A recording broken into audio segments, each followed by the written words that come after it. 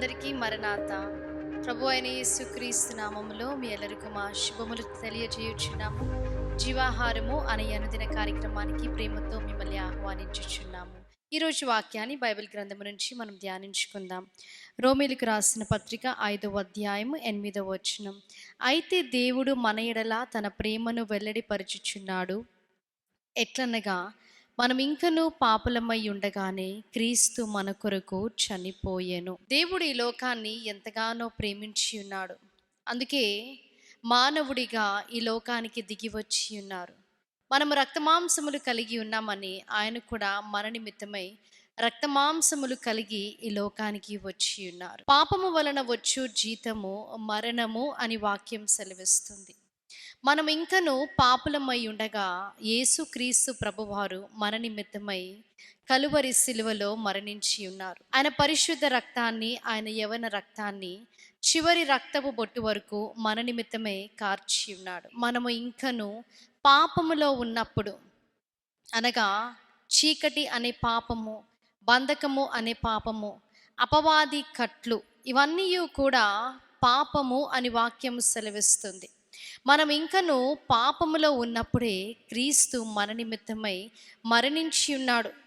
ఆ మరణ శిక్ష మనము పొందవలసి ఉంది. ఎందుకంటే మానవుల ఆలోచనలో పాపము, తలంపులలో పాపము, చేష్టల్లో పాపము, ఇవన్నీ కూడా మనము చూస్తున్నాం. దేవుడిగా మరి దిగివచ్చిన మానవుడైన యేసుక్రీస్తు ప్రభువారిని మనము చూచినప్పుడు మన నిమిత్తము సమస్తము భరించి ఉన్నాడు. ఏదేనో తోటలైతే ఆదాము అవ్వను దేవునితో సహవాసము కోల్పోయి ఉన్నారో, ఆ సహవాసాన్ని స్థిరపరచడానికి, తండ్రితో మానవుణ్ణి తిరిగి సమాధానపరచడానికి యేసుక్రీస్తు ప్రభువుగా మన మధ్యకు దేవుడు వచ్చి ఉన్నారు. మనము ఇంకను పాపులమై ఉండగానే దేవుడు మన నిమిత్తమై మరణించి ఉన్నాడు.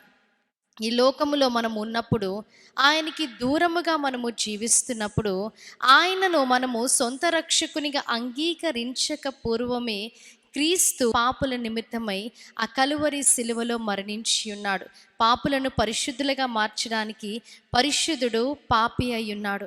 ఈ సిలువ దగ్గరికి మనము వచ్చినప్పుడు మన పాప స్థితి ఎలా ఉన్నా సరే, మనలో ఎంత దుర్నీతి ఉన్నప్పటికీ సమస్తమైన దుర్నీతిని ఆయన తీసివేసి మనలను పవిత్రులుగా మార్చే గొప్ప దేవుడు. ఇటు వాక్యాన్ని దేవుడు మీ వినికిడిలో, హృదయములో భద్రపరిచి దీవించి ఆశీర్వదించునుగాక. ఆమేన్. మహాగణుడా, మహోన్నతుడా, పరిశుద్ధుడా, మీకు స్తుతులు, స్తోత్రాలు.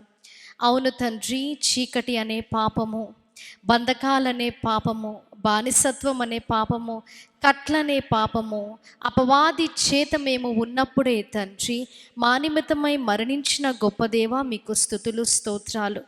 దేవా, మాలో ఎట్టి పాపం ఉన్నప్పటికీ దేవా మమ్మల్ని పరిశుద్ధులుగా మార్చి ఆ నిత్య జీవానికి వారసులుగా మార్చడానికి మా నిమిత్తమై తండ్రి మా పాప భారమంతా మోసి తండ్రి పరిశుద్ధుడు మీరు పాపిగా మారారు. వాక్యం ద్వారా మీరు మాతో మాట్లాడి ఉన్నారు తండ్రి. దేవా, విన్న వాక్యాన్ని ప్రతి ఒక్కరి హృదయంలో మీరు భద్రపరిచి దీవించి ఆశీర్వదించండి. యేసుక్రీస్తు నామములో అడిగి వేడుకుంటున్నాం ప్రియ పరలోకపు తండ్రి. ఆమేన్. అందరికీ మరణాత. దేవుడు మిమ్మల్ని అందరినీ దీవించి ఆశీర్వదించును గాక. ఆమేన్.